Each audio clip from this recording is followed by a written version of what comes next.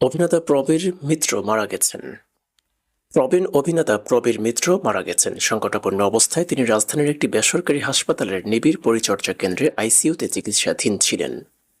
আজ রবিবার রাত 10:30টার দিকে তার মৃত্যু হয় বলে নিশ্চিত করেছেন অভিনেতা মিশা সওদাগর। নিজের ভেরিফাইড ফেসবুক পোস্টে একথা জানান মিশা সওদাগর। প্রবীর মিত্র দীর্ঘদিন ধরে শরীরে অক্সিজেন স্বল্পতা সহ বিভিন্ন শারীরিক জটিলতায় ভুগছিলেন। গত 22 ডিসেম্বর তাকে হাসপাতালে ভর্তি করা হয়। প্রবীর মিত্র 1943 সালের 18 আগস্ট কুমিল্লার চান্দিনায় জন্মগ্রহণ করেন। তিনি পুরান ঢাকায় বেড়ে উঠেছেন।